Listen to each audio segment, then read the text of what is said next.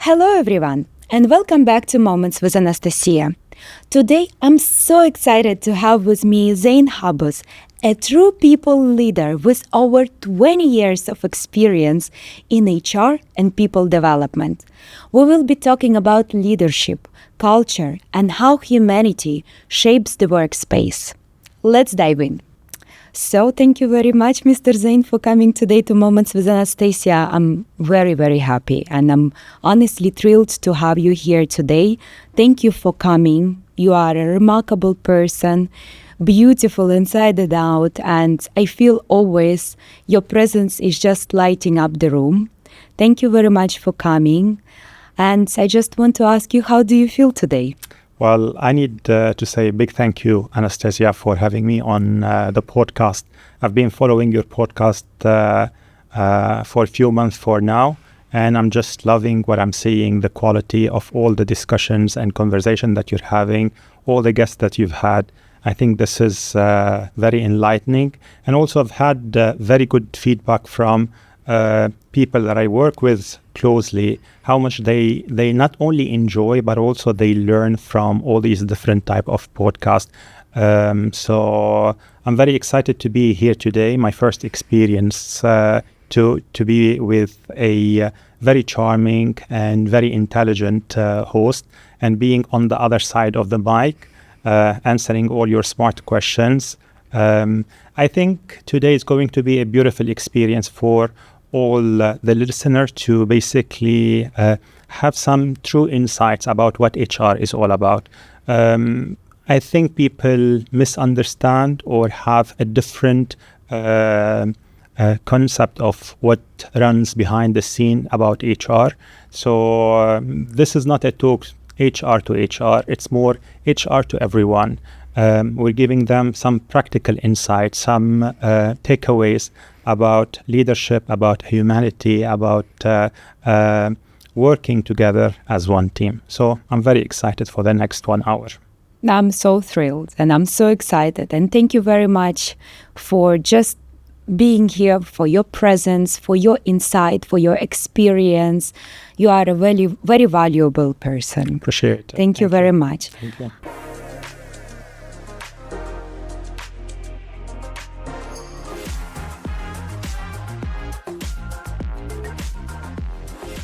I want to ask you for the first question. Yeah.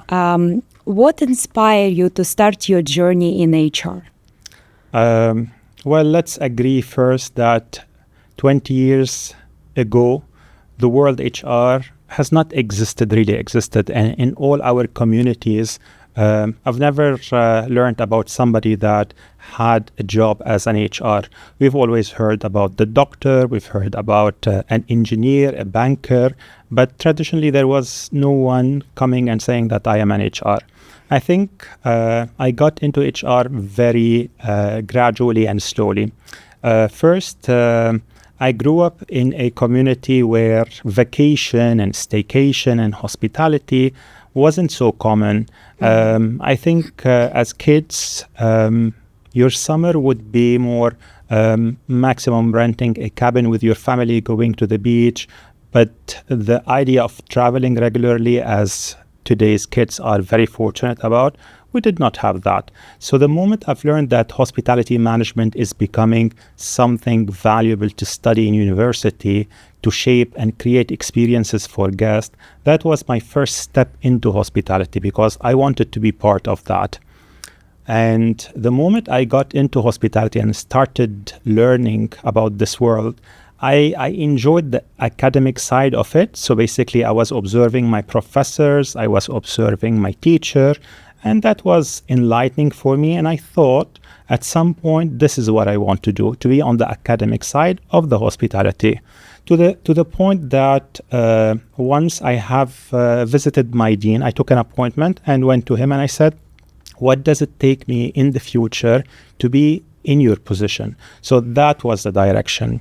Moment I started working in hotels, and when I moved to one of the top hotels in Beirut, I started being invited to various training sessions, part of my onboarding experience. And this is where I've discovered a new world of passing on the information in the training room, in the training session, in a very fun and engaging way. And this is the time where I felt like maybe I need to do my transition for the future from academic to being a trainer and facilitator. I've always enjoyed the idea of what HR does in terms of transforming and growing people. It's all about basically shaping a culture and being part of creating an experience for an organization. So I got into the training as a trainer, and with time, as much as I enjoyed myself as a facilitator and I started seeing my impact on people in those training sessions, I felt like my voice can go beyond the training room and I can do more than being just a facilitator and somebody who engage with his audience. And I can have an impact on the entire organization by being into the HR role. And this is how the journey started, from a place where being so much into the academic side to precisely hospitality trainer to basically now being in the HR world. I truly enjoy what I do because I believe I help others grow and I create meaningful impact on people. And this is what I enjoy about what I'm doing. Thank you very much for your answer. I can see you've got a lot of passion. I know. And you really love what you do. I do. This is impressive. Yeah.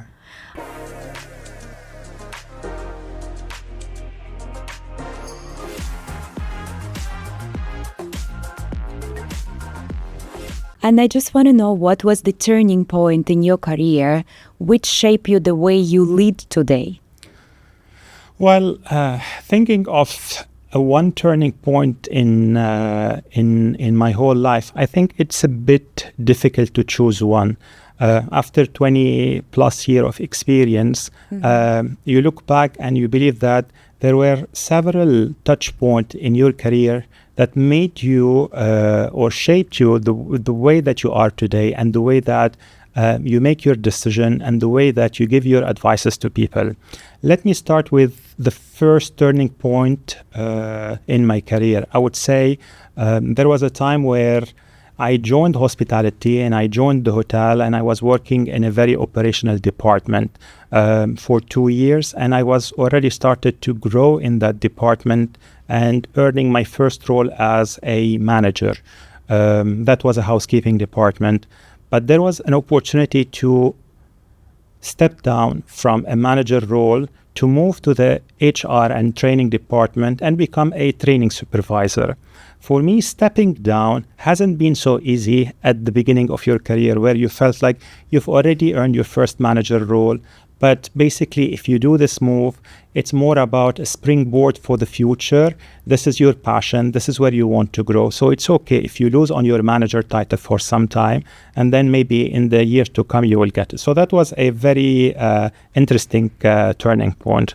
The next one was when I have made a decision to leave home. So I left home in my mid-20. But being in a city that was doing very well back then, the hotel where I was working, it was one of the prestigious hotels in the city. I was having a training manager role for the first time, so I had no reason for stepping out. And everyone was looking at me, seriously, you want to do that? You're the one child of the family. You could grow with the family. But still, I wanted to challenge myself. And I was believing at that moment that there was an opportunity waiting for me. So that was a good turning point in terms of stepping to learn about other culture, adapting with other people. A third turning point in my life was more on stepping up. As soon as I moved to the next destination in Oman, at some point, my area HR director has decided to take a new role. And they were looking to hire somebody. And in the time of resourcing for that role, I went to my area GM and I have requested if I could step up into the role on an interim basis, just for me to explore myself and execute what I have learned. I was very young back then, and I truly don't understand how did I have the courage at an age of 28 or 29 to go and ask, I want to backfill the shoes of the area director just for a certain time. So I felt taking the lead, showing your ability, that you can do more than what it takes. And I would think of more turning point in my life, moving from one single property to a corporate life in the head office of my company, and trying to start visiting hotels and seeing the hospitality from an eye of bird. So basically, being a regional trainer on behalf of the brand, it enlarged my portfolio from being a training manager for one single hotel to a place where suddenly I need to be the facilitator across the region. So one day you are in Bahrain, the other day you are in India, the next week you are in Turkey. And every time you are visiting a different hotel, probably you are facilitating the same type of training, but the audience is different. And this is where I have learned that at every place, it's all about the people that are running this hotel. So the leadership, the way that leadership identify their team, and this is how they bring in the energy into the training room. So that experience has helped me a lot to understand more. It's not about the hotel. It's not about the hardware. It's truly about the leadership inside the hotel. And I cannot also forget some turning point in my life about getting some tough feedback. Tough feedback that probably I've got from the way that when I started to build a team, and this is when I moved from an international company to a very local company, but large on the scale of what it is. So basically, starting to build a team and having a team reporting to you rather than being only on your own, getting the feedback of your team in terms of how much you're so much into the deliverable, into the projects, into what you're supposed to give the company, and sometimes stepping on people. So that kind of feedback has shaped a lot the way that I fundamentally run the business today, and I manage with my team, and I give my advice. So as a summary, I've learned with all these kind of touch point that basically it's not always about stepping up. Sometimes it's okay to step back, step out, and step up at the right time. So that's my few lessons learned about my journey. Whatever you have shared just now is very insightful, to be very honest, and I'm so impressed with the experience and about the stepping down from the manager role to a supervisor. Wow. And leaving your hometown and taking where everything, the epitome of your life was actually so good. Yeah. And you come out and you come to a new area. Absolutely. Where you were not familiar, for example. It was just stepping out from the comfort zone and working hard in shaping your own beliefs, personality, your experience to be able to be where you are today. I mean, you took me on a journey. Yeah. With the explanation about how it was for you. And there is so much story to share. Honestly, I'm impressed. If I look back, basically, I take time to make my own decision. So I'm not the person who's very spontaneous about these choices. I reflect a lot, but when I look back, I never regret any one of those decisions. I take them with all the good and bad, and I believe that they were well thought at that time. Sometimes it's just the true calling. Absolutely. And it's just the way you feel. Sometimes you feel that you want to go on this path. True. And you want to help other people, and it's really inspiring to hear. Yeah. Honestly.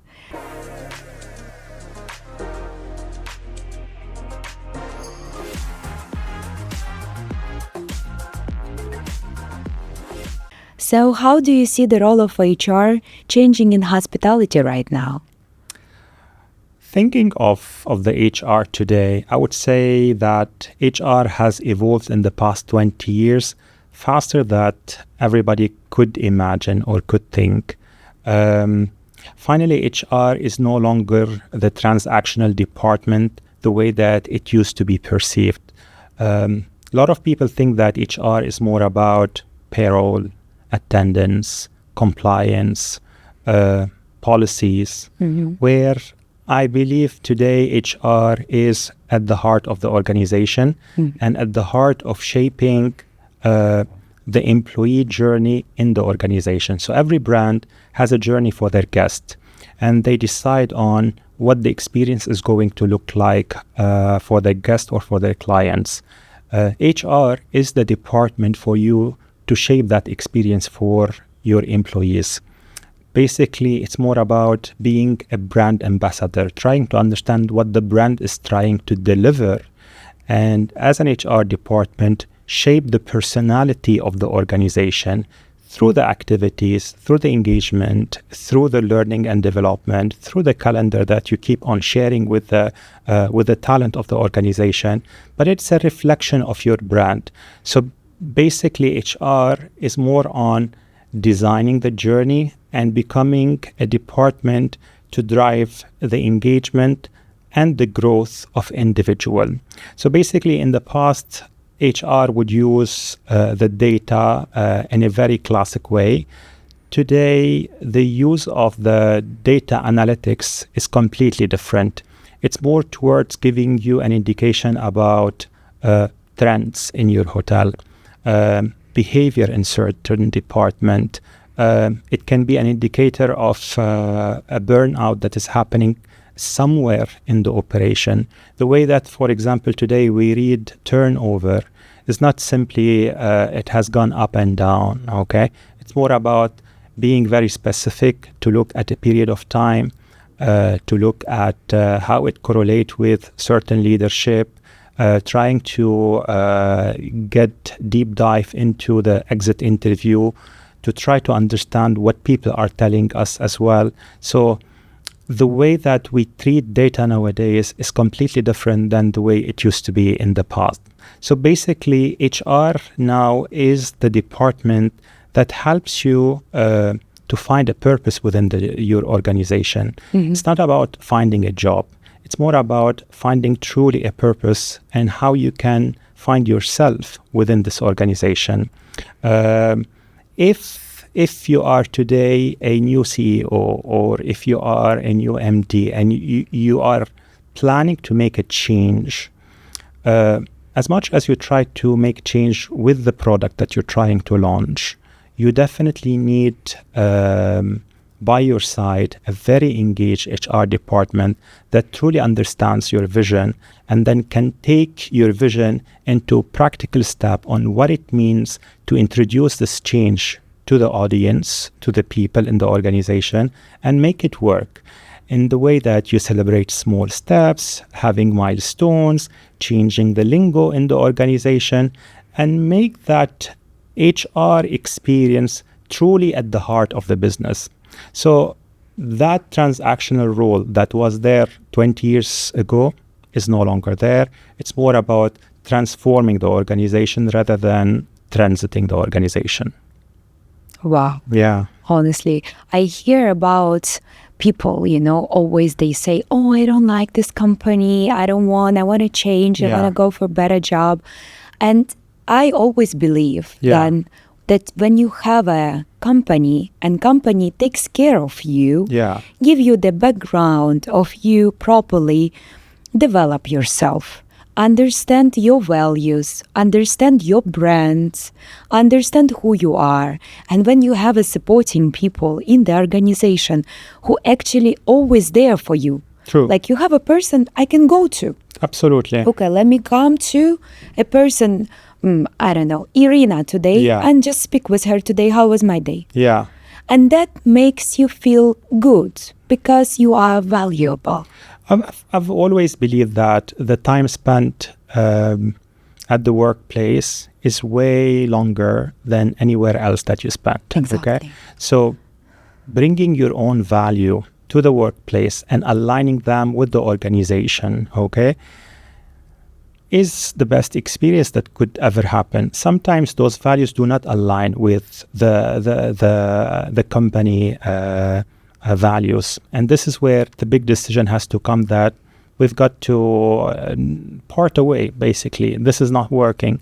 But the moment that you feel that your personal values are represented in the organization, okay, you are a very communicative person, you are a very engaged individual. What you want is to have psychology, kind of a safety in the workplace, a place where you feel heard and respected, your ideas are valuable, and the company is offering you that kind of a platform. So that mutual interest is already existing. Sometimes you just need to be heard. Absolutely. By somebody, and that's really important and valuable. True.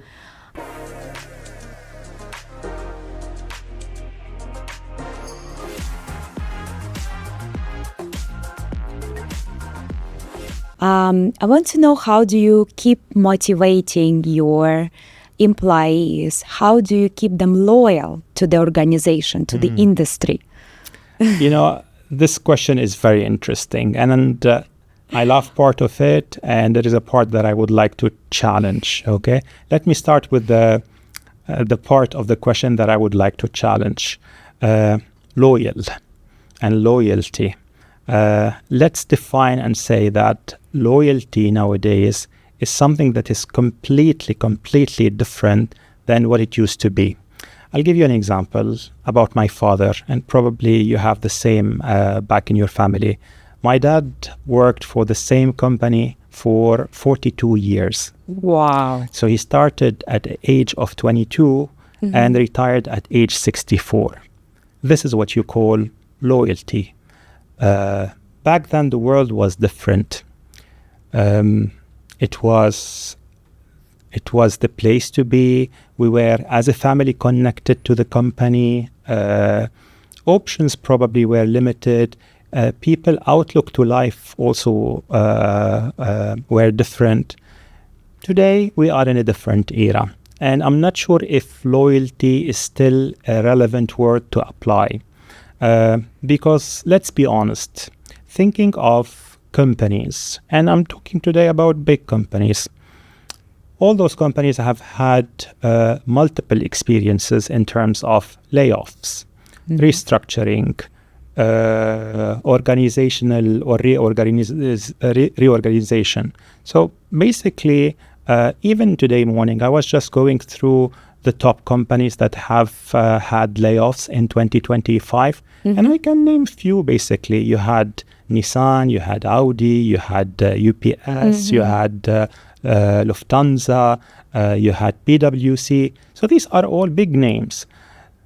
My question is here, when it comes to the talent within those organizations, they're with you, they're working with you, but still they are navigating their working experience with you and aware that this moment could anytime happen in terms of laying off or organizational structure can hit.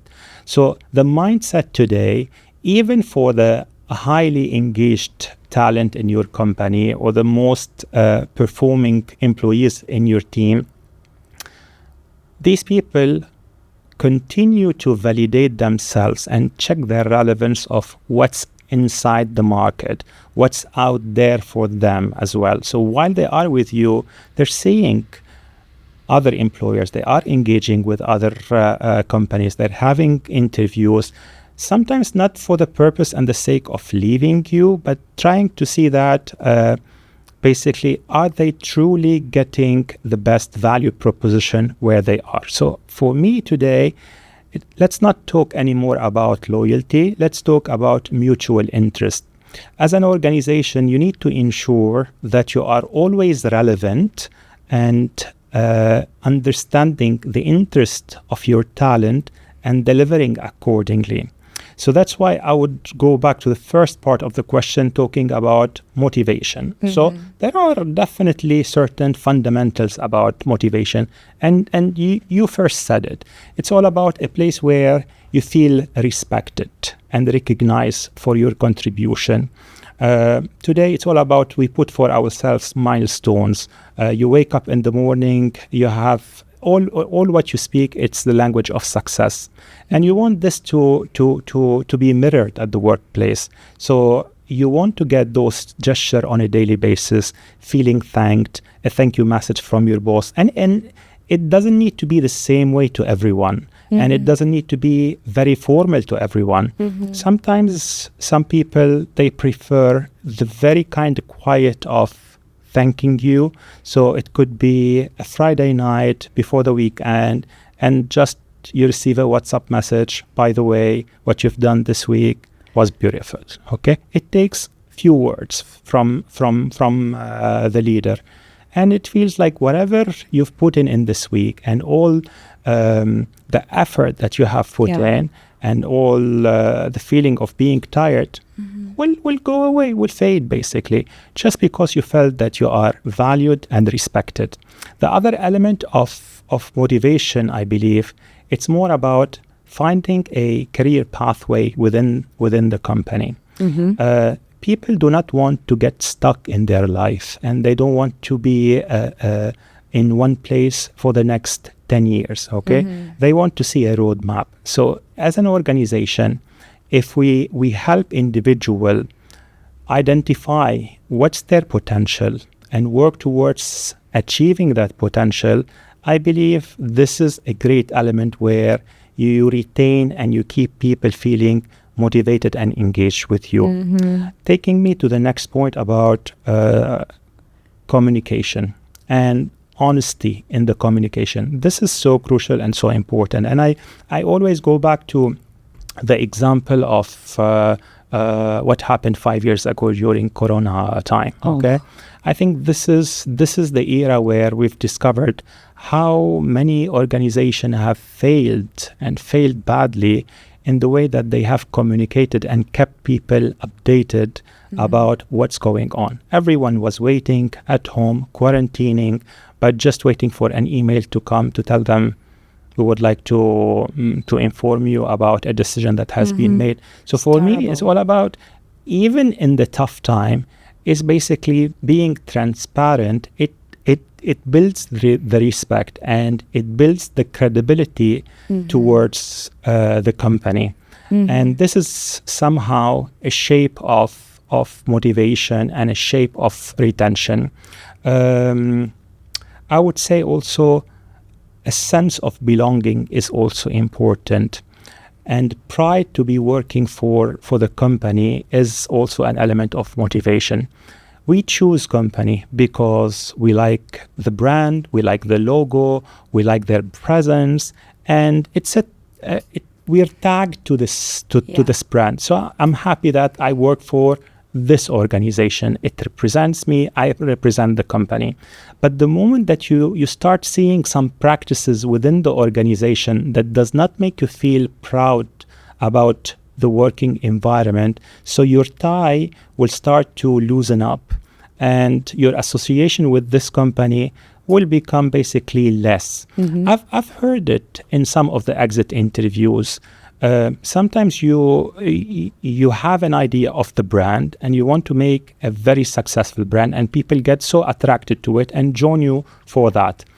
Now, on the journey of scaling up the business and growing the business, sometimes you fail and you start dropping with certain standards or dropping with the choice of the client that you've initially believed that you're going to attract only this client, but now because you are scaling up, so you had a different kind of experience for your employees because of the client that you have, which lead their sense of pride has diminished. And when it diminishes as well, it leads for the person basically to step out.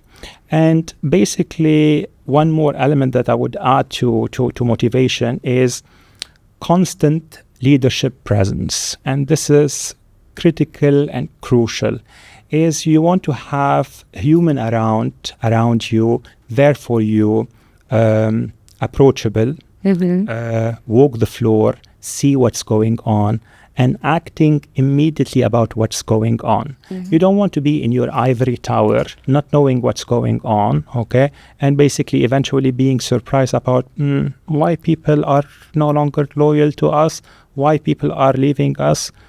Basically, this should not be a surprise. If you are on the floor and you're constantly present, you would understand what's happening in the operation. Yeah. So just to wrap it up, motivation is understanding each individual and trying basically to align their personal values with the organization purpose. Okay, that's so easy to say, okay, but very difficult to apply. We need to commit to people so that they feel always valued, respected, and inspired. That's it. That's the recipe for motivation. And if we want to call it loyalty. I mean, you gave such a good answer, to be very honest, because I'm listening to what you're saying and I can relate so much to it. Being motivated is not easy. And every day you wake up in the morning and you have to have that spark. Yeah. You know, I wake up in the morning, like, I want to go to that place. I want to see people around me who works with me, who are part of a team. Yeah. And I think as a people development leader with great experience, you know how to pick individual who will really match the vibe, match the place, and understand the value of a small team. Because sometimes the team can be 50 people and sometimes can be 3 to 4 people. You know, very well spot on speaking about the level of motivation, that this is not something that can remain constant and at the same level. And it's the ability of the leadership to spot on where there is a drop in the motivation and what kind of interference that they are making at the right time to ensure that they understand what's going on there and how they can contribute to fix it. And this is when I speak about leadership presence. Yeah, leadership is very important because leader can understand, evaluate what is missing, what is wrong, and then like, okay, let me just fix it. True. And that leads to my next question.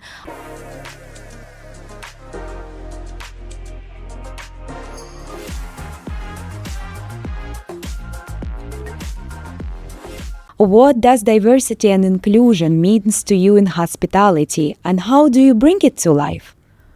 Well, this is a very interesting question because it is on every company's agenda to speak about diversity and inclusion. For me, diversity and inclusion is more than what people think it is. Immediately, when you open the subject, people think about nationalities and they think of gender. And I believe this is kind of the first layer. It is so, it's the only surface of what the topic is all about. Some organization, they truly succeed in getting basically the right mix of nationalities on paper and the right gender ratio also on paper. The moment that you start walking around the workspace, okay, and you have that diversity that they claim, but basically you feel the energy, the thinking, and the language is very uniform. So everybody looks the same. Even you have that mix that you believe that you have succeeded. For me, diversity is more about voices, is more about ability to allow other perspective to come and be with you within the organization. So if you are the type of leader, you're afraid from strong voices, you will never succeed in bringing diversity and inclusion to life. For me, it starts with hiring, but also it continues with your practices in the organization. So the way that you promote people, okay, you need to ensure that it's not only for a set of people within your organization or set of team of your organization. It's just to ensure that everyone is represented, everyone is having their opportunity to grow. It's all about giving the psychological safety to people to share their opinion.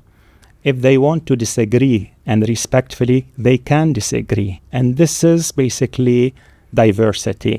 We can have a different opinion and still you can accept it. It's not like one person stand in the room, say something, and everyone just align and just feel happy about it. This is not diversity. Diversity is about being able to stand up in the room and ask a question that is completely than what the most senior person in the room is saying.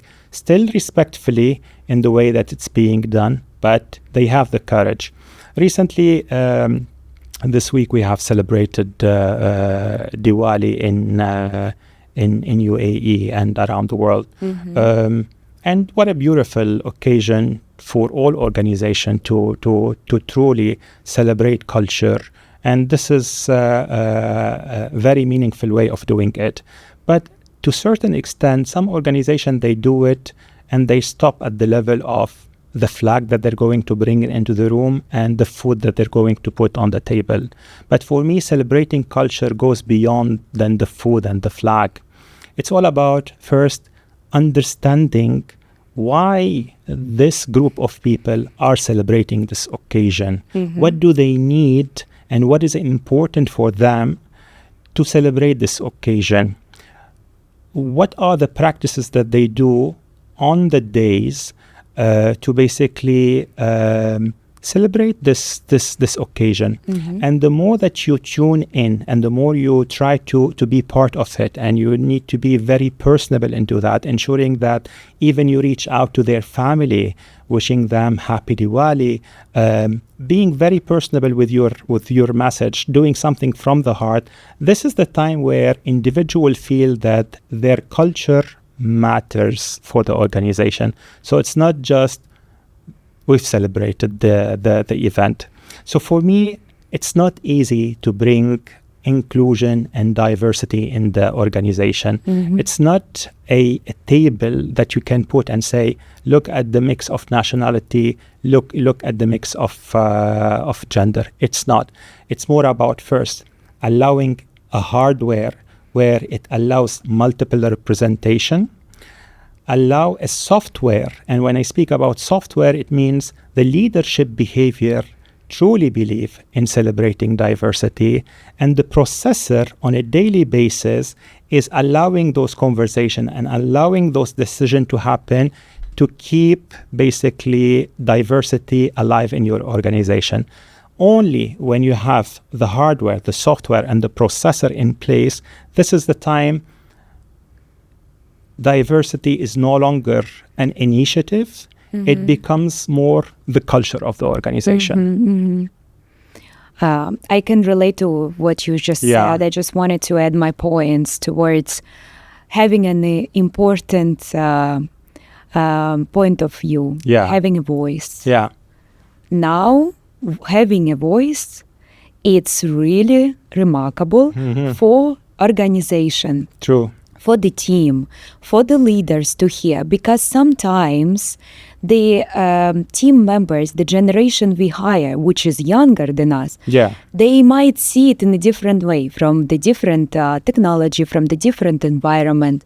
And we need people with us who will be able to add the value. Absolutely. With their opinion, because we don't want just another voice, another copy paste of what I just said. Absolutely. It doesn't make any sense. And it won't work as well with the new generation. Generation Z and Generation Alpha will not accept that. And this is not the way that they have been brought up. So if we're not ready today to accept diversity and inclusion to be this way, we will never be able to succeed to onboard younger generation in the future and survive, because we will not be able to survive on the current generation that we have in our companies. Of course. And you have to have the creativity point of view also. And creative people see different things very differently. Absolutely. Not exactly as the same as a strategic point of view. Creative will see it, no, I saw this corner has to look different. And that's what we need to have on the table when we have a teams in the big corporation, in the big companies. Sometimes you have it, but once you have it, you don't utilize it. And you don't allow it to flourish, okay? Exactly. You put it, okay? I've hired you, and this is what I'm saying. It's not about hiring only, but also practicing it, okay? It's the software part. It is the processor part that I have spoken about. Yeah. It's just giving the floor and opportunity to people to speak up, to say what they think about. And I like what you have highlighted about the culture and the celebration, because we all come to Dubai from different countries. True. We celebrate different cultures. We have different days of, we call it like celebration days, different maybe for some Christmas days, for some other days are important. And when you don't feel treated here like you're treated at home, you'll be frustrated. True. And when you're frustrated, you cannot deliver the best way. At the company, at the business. So this element which you have highlighted is really important. It might be not everybody pay attention to this, but this is a very important base of a structure to the people culture. True. And I mean, it's purely brilliant what you mentioned. Understanding it is truly understanding it. It's not only celebrating it, but truly understanding what trigger the celebration for this group of people and how I can contribute to that. The day of Monday is important for these people to have something or to do something or to practice something. You need to pay respect to that. It's not about the cake that you bring to the office and we just tick the box. It's not tick off of the box. It's a way of living. That's what diversity and inclusion. Yeah, ticking the box is not always a solution. No, really.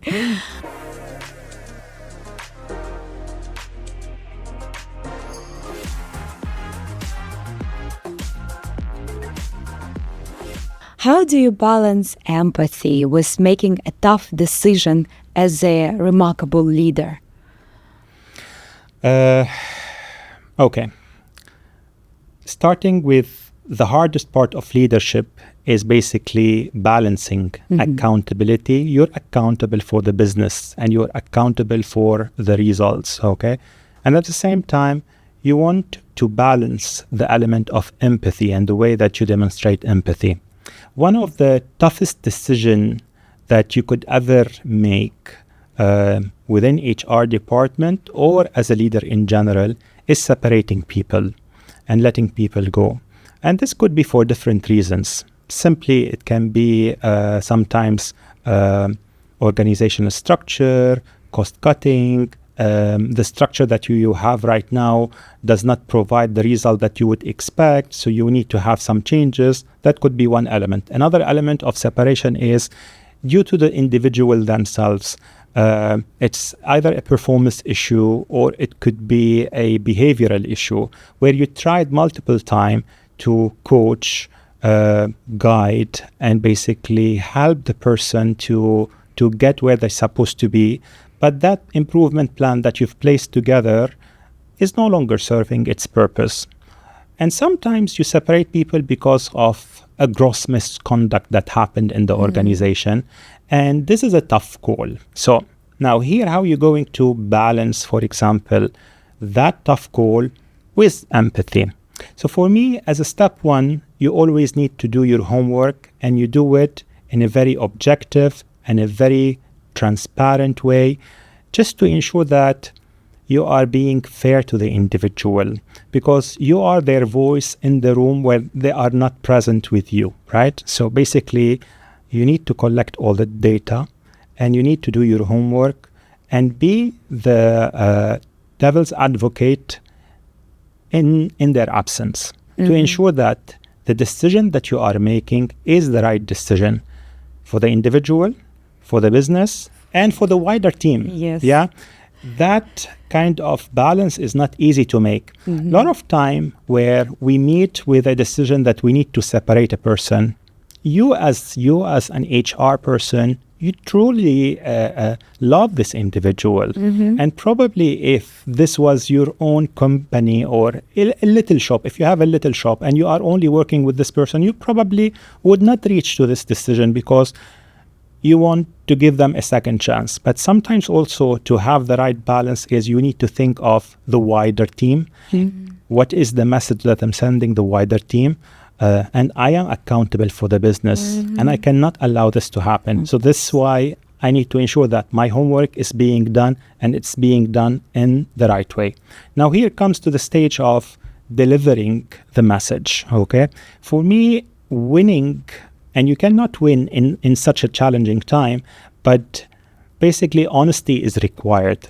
Trying to explain to the individual why this decision has been made and let them truly understand what's the reason behind it makes the process much easier for them not to challenge it back. To digest it. To digest it and not to feel that they are only the victim in the room, to understand the bigger picture, the impact on the organization, the impact on the wider team.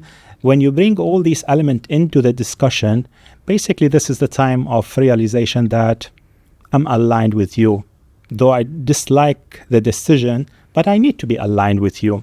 So for me, it does not stop at the level of being honest. Here it's time to basically, the moment after you deliver this information, is basically try to observe the individual that is with you and observe the emotions that are coming to surface, okay? And try to basically allow them to express themselves. So you're gonna see some reaction in the room, but you need to acknowledge it. And you need to acknowledge it with empathy and helping them to stop thinking what went wrong and help them to focus on the lesson learned and how they can move forward after this situation. The moment that you shift their mindset from where it was to what you can take out of this experience and how it can work for you in the future, this is, in my opinion, how you've turned a situation in a more empathetic way. I would always say that we've been into a situation where we had to go through this process, okay? And basically helping people to move forward. Sometimes you meet people after a year, or there are people that come back to you to say thank you. Not thank you for the decision that has been taken, because that decision will always be tough on them. But they would come and say thank you for the way that they have felt and the way that they have been treated and the way that you made them feel respected, even in the most challenging decision time. So for me, sometimes people feel empathy is weakness. For me, empathy it's a strength and something that you keep in control. It builds credibility. It builds trust. And when people are seeing your empathetic way on handling situation, they start believing you and they start trusting you for their future situation and future challenges. So compassion is important without compromising what is right for the business. At the end of the day, we are in charge of a business and we need to ensure that we're doing the right thing for the business and for the people working in the business. Sometimes it's very tough to take such a decision, and you need to have a lot of psychological strength. To be able to break it down for a person. And you mentioned that you need to do a lot of research. Absolutely. To make sure that you are saying the right things without hurting the person, because it's not easy also. Yeah. And sometimes the person is not present with you to defend themselves, okay? And you give them the chance, but there are a lot of conversation and discussion that they are not present, okay? And you need to be defending them in their absence, but basically in the right way to ensure that the business is done also in the most respected way. You need to have like leadership skills and have this life coaching skill strong one, Yeah. to be able to handle the person emotion and shape it in a direction which is positive towards the future for that particular person and explain. I personally have seen not only crying, but also that negative body language, like somebody who feels broken, head down, okay? So it's all about how you just try to help them to lift up their chin, tell them that the future is there, Yeah. and there will be a second chance, okay? So this is not the end of the life, okay? Yes, yes. And trying to show your presence and availability for them at any time after the situation. So this is where I said that some of them, they have come back thanking us for the way that they felt and the way that we've treated them. That's how I believe empathy should be executed. Yeah, because sometimes it can be a changing way towards opening something else, something new, something different. And here it comes my next question.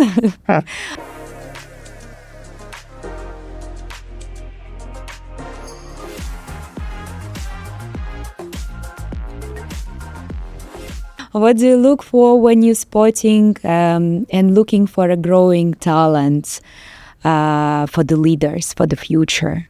Okay. This is one of my very exciting topic, I would say. And I'm very passionate about talent management and people growth in the organization. In the lingo of talent management, every time you speak about a potential, okay, somebody that has potential, you speak of a mix of three things: aspiration, ability, and engagement.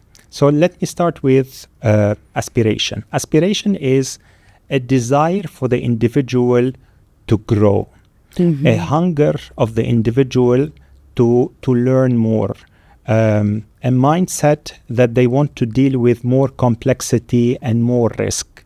That's a person who has aspiration. The next element of somebody that has potential is ability. Ability is a mix of capability and confidence. So somebody who has the pride and energy to not only perform the duty of the same level, but also to the next level up, okay? And engagement is a critical element in the equation of potential. Some people have the aspiration, okay? Some people have the ability, but they don't want to grow with you. So they are probably engaged with other brand. They see themselves with a different category or line of business in the market, okay? You see the potential in them, but not with you. What I want when I say engagement, I want to see the person speaks the brand language, knows better the brand than anybody else. Somebody who is truly considered as a brand ambassador, okay? That's what a person is engaged with your brand. And let me highlight something that everyone thinks that they are potential and they have potential, but the reality not, because some people do not have the aspiration. Some people, they are happy where they are. They are content that they have reached a plateau in their life, and their priority have become different. Either the priority is family now, or the priority is children. So not having potential is not a bad thing. You could be a solid contributor and you're doing excellent where you are. But if we're speaking about future leaders and growing people, this is the right mix that we should be having. Now, sometimes you try to explain that to head of department when they try to present a case of somebody that they want to grow, okay? You still find that there is a difficulty in understanding these three elements. So I start asking questions around the ability of that person of leading themselves, how much investment that they make in terms of growing themselves in their knowledge, how much they enjoy attending training inside, outside, how much they do networking in the organization, outside the organization, does this person have a personal development plan? And it's not about having it on a piece of paper, believing in driving it. This is something that I look up to the individual, that they have high standards and they stand for those high standards. So you don't need somebody to drive them, they drive themselves, okay? Also, when I look at future leaders, I look at their ability of leading a team, okay? Some people, they want to be the smartest person in the room, okay? They want to be the loudest person in the room. Look at me, look what I have achieved, look at the result that I have done, okay? For me, to grow is your ability of listening, your ability of showing emotional intelligence, your ability to work within a team. If you're not able to demonstrate that, and you are so much self-centered, okay, how can I give you a team and allow you to lead them? It's going to be always about you. It's not going to be about them. That's so true. Engagement, communication, recognition. I want to see that in how they celebrate others. Some people, they don't have the ability to celebrate the success of others. So if I can't see it in you, how I can give you a team to lead? Some people take the task of developing others as a genuine pleasure, okay? They enjoy passing on knowledge, training. Some people, they keep it for themselves. For me, this could not be a future leader for your organization. Aside of a person should be able to lead the guest experience or the client experience, and the person should have the financial acumen and ability to make decision, lead with change, all that is important. But it's a combination of all these elements together. This is what a future leader, and when you truly promote people because of this criteria, you are ensuring that your future leaders are truly carrying the culture of your organization. They're not people just filling up roles and getting you stuck where you should not be stuck. They actually care about the organization, care about team members, care about all the possible situations which might happen. True. Because there is a lot of negative and a lot of positive, and you need to know how to handle. And self-centric and self-egoistic, I also heard a lot about the situation. You've dealt with some. Yeah, because people really, they feel that, no, I am the only one, and I know what I'm doing. And you're correctly saying, how can I give you the team? I mean, how can you lead? You will have 3 people. One will need guidance. Another will need a training. Third one will be a little bit sick, and you have to support and understand and listen to that particular and that person. You know, it's like would be the person who would claim the effort of everyone because they are so self-centric. Okay? I've made it. I've done it. Okay. So where is the credit to the team? Yes, and where is the team in this picture? Because yes, you can do everything alone, but when you are a team, you can deliver and achieve much more than that. Absolutely. In different circumstances. I mean, that's really deep, very deep thought.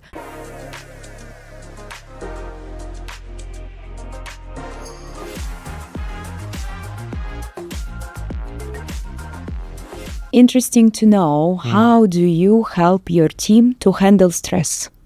I like this question. I like this question not because I like stress, okay? But just it's all about my observation. Sometimes you go around the workplace, you visit department, you just check on people, and you look at them stressed, burnt out, okay? For me, stress exists. It exists. But it shouldn't be a constant thing in the organization or in the department. When it becomes constant and when you are observing your team is throughout stressed, okay, there is something fundamentally wrong. It's either the leadership style is completely wrong, the manning in the department is wrong, the allocation of tasks is wrong, you're giving somebody too much to handle, okay? Or probably you've not had the right people on the team. So basically, I see stress as a visitor, okay? Like in a hotel, you have the business, you have your peak time and your slow time, okay? Same. In a department, there are days where we're going to manage all our project in a very smooth way, leave on time. Life is cool and Beautiful. happy and beautiful. Yeah. And there are days where we have an audit, we have Budget. a budget or a unique project that we are working on. So those are exceptional time. They require also exceptional approach. So for me, I start with the way that I'm carrying myself as a leader in such a situation. So for example, how I can lead under pressure in a very calm way. So the way that I handle myself is basically passed on to the team. And there is so much of stress that you see in so many departments around you and so many functions around you. It's just because how the boss is panicking and descending all that emotions down. So your role as a mature and credible leader is first filtering that down. Even this is stressful to you, how you're going to stay composed, give direction, and show balance to the team.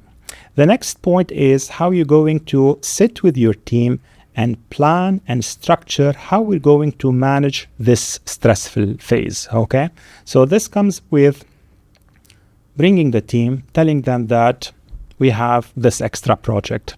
Wasn't planned to be, I know this is stressful, but what's our objective out of that? Our objective is ultimately we need to be successful, but we have different objectives. We need to define those objectives and start looking at what are the steps required so we will be able to achieve our objective.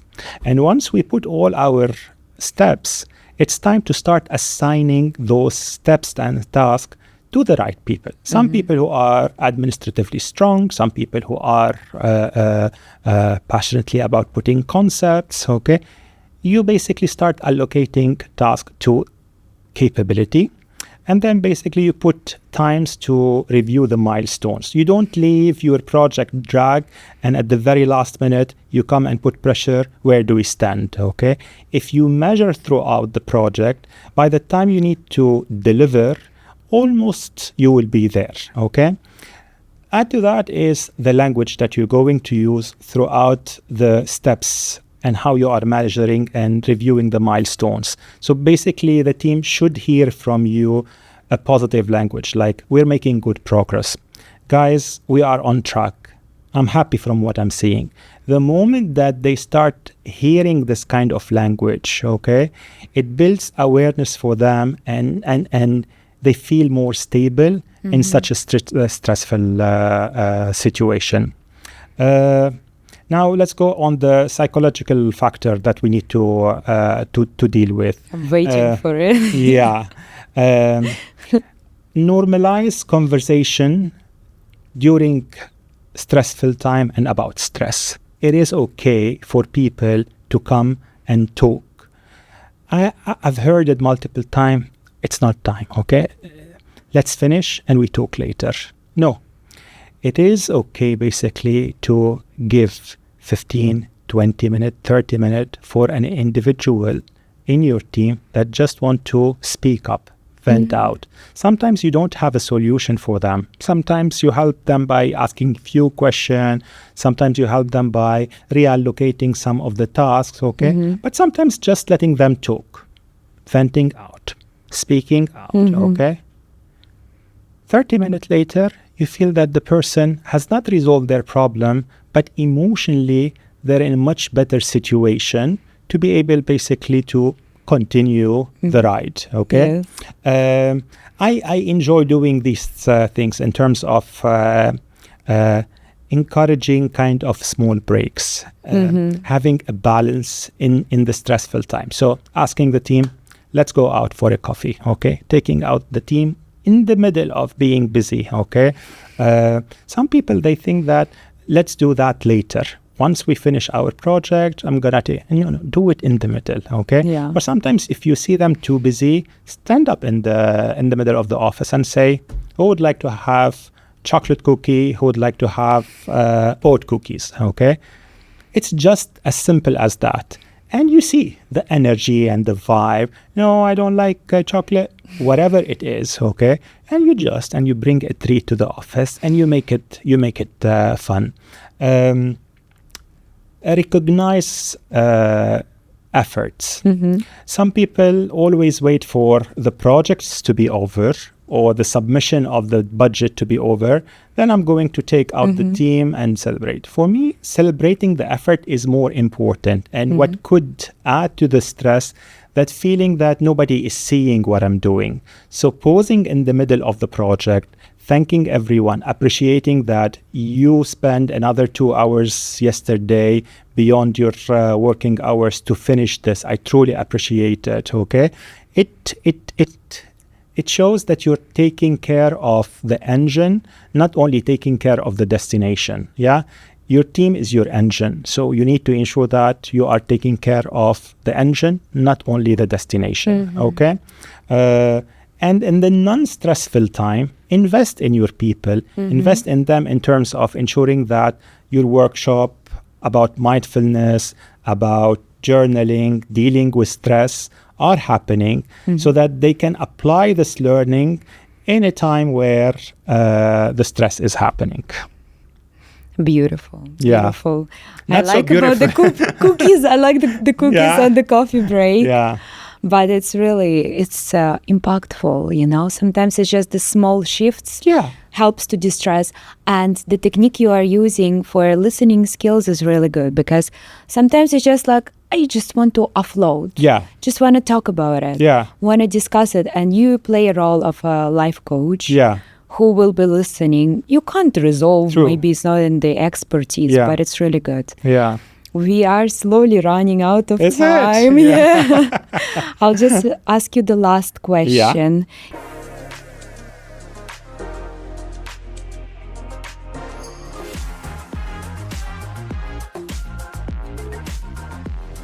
If you want to sum up the leadership in one sentence, what would you say? All right. I would say leadership is the art of inspiring trust and growth. For me, true leadership is really caring about seeing people flourishing in life and growing in life. And this is not only happening through feedback and conversation and assignment. Sometimes it's challenging feedback that you need to give to individual, okay? Tough feedback that you need to give. But the goal is that you need truly to prepare them. Leadership is celebrate your team, celebrate their success, and feel proud of what they have done. Take their success, put it on a pedestal, and celebrate it, embellish it. Give them credit to what they do. For me, insecurity is too poor and too shallow, and I've seen it. So many people take the credit and the work of their team and just claim it wrongly. This is not leadership. For me, is your ability as a leader is to stand up for your team, even in their absence. It's not doing it because they see you or they hear you and they know that you are supporting them.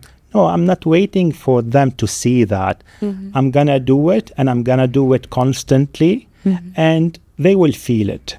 And for me, is leadership is the connection that continues even after we move forward. We're not meant to work with people forever and for the entire life, but it's beautiful that when team members, they go on their own journey and they face certain situation and challenges, and they think, what could have my leader thought of me in this situation? How would they have handled this moment? And this is exactly when you know that you've left an impact and you've built the trust with this individual for a long life, not only at the workplace and in the organization. So for me, influence remains and survive and grow forever. Beautiful. Yeah. I want to thank you for this beautiful opportunity, for being my guest today, for sharing your wisdom, for giving your experience on a silver platter. I want to ask you in two simple words, Yeah. how was your experience overall? Beautiful. As I said earlier, probably this is my first experience, so not expecting what to experiment, but it ended up being with, as I said, a charming host, very seamless conversation, bouncing the conversation back and forth. I didn't expect that time will run so fast and so quickly. Maybe next time we will allocate a bit longer just to truly enjoy what we've done today. But thank you so much for giving me this platform. Beautiful experience. Thank you. Thank you for coming today. Thank you for talking and giving your point of view, giving your deep thoughts about the company structure, about the leadership, humanization, taking an individual into consideration, giving them an opportunity to feel like home, to feel heard, to feel that they are a part of a big corporation, even though they're just a small drop in the ocean, and making it a big engine to drive the business and align with those responsibilities, align with those revenue achievements. I mean, you are an incredible individual with beautiful intelligence, right? And having the life coach mindset and psychological knowledge is really, truly making you who you are as a beautiful person. Thank you so very much. much. Thank you, Mr. Zein, for thanking. Thank you very much for coming today, and I'm delighted. Thank you so much. Thank you. Are you looking for the best studio in Dubai to record your podcast? We've got you covered. NBP Studio is the best studio ever to record your podcast. You have the cameras, the settings, you have a lovely assistant who will support you in any request you need. They've got a teleprompter, they've got coffee, water, they've got a positive attitude, and the best quality video at all the time and super quick responses. Basically, they've covered you in anything you need. Just DM us and message us if you want to book the perfect podcast studio.